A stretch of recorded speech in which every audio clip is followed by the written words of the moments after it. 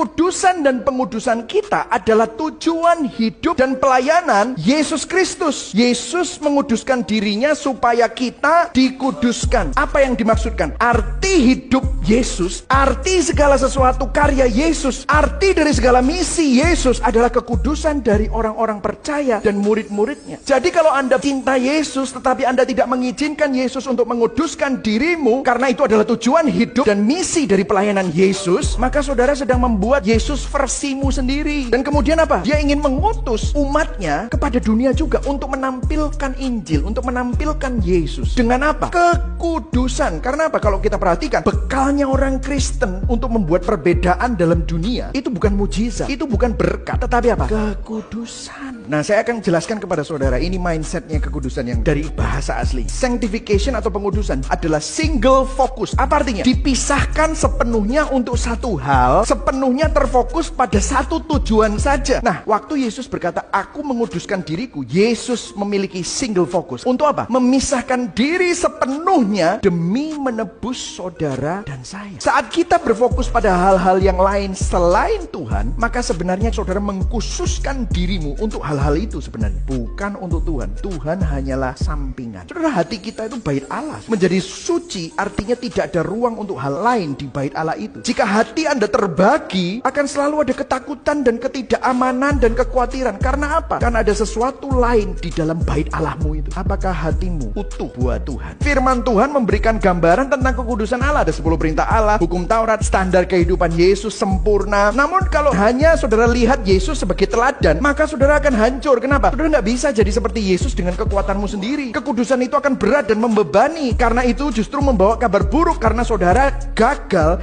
dan tidak mampu. Tetapi lihat ayat 19-nya. Aku menguduskan diriku bagi mereka. Mereka itu orang berdosa. Yesus itu kudus dan dia mengkhususkan single fokus, utuh hatinya. Untuk siapa? Untuk menyelamatkan saudara dan saya. Disinilah kita bicara tentang kasih karunia. Nah, kalau saudara perhatikan, makna asli dari kata pengudusan adalah dipisahkan atau dipotong. Dalam terjemahan manusia modern, Tuhan tahu kalau kita tidak mungkin bisa kudus. Tuhan tahu kita tidak mungkin bisa setia. Maka Tuhan yang kudus, Tuhan yang setia, yang berjanji, yang melakukannya. Dan bukan hanya Tuhan setia, namun konsekuensi dari ketidaktaatan kita ditanggung oleh Tuhan. Siapa yang menanggung? Siapa yang dipotong? Perhatikan, disalib. Yesus Kristus terpotong dari kekekalan. Yesus Kristus terpotong dari Bapaknya. Yesus Kristus menjadi domba yang disembelih. Darahnya tercurah. Untuk apa? Menanggung konsekuensi ketidakkudusan saudara dan saya. Menanggung konsekuensi ketidaksetiaan kita. Menanggung konsekuensi ketidaktaatan kita. Sang kebenaran mengkhususkan dirinya. Sanctify himself seutuhnya untuk suatu misi dan tujuan. Supaya apa? Supaya saudara dan saya yang tidak mampu kudus, yang tidak setia, dapat menjadi umat kepunyaannya. Berikan tepuk tangan buat Tuhan. Yang paling meriah ini adalah Injil. Yesus dipotong, disalib demi saudara, supaya kita tersambung dengannya, dikuduskan untuk menjadi umat kepunyaan. Serahkan hatimu utuh kepada Tuhan yang sudah menanggung ketidakkudusan Anda dan saya. Karena Injil,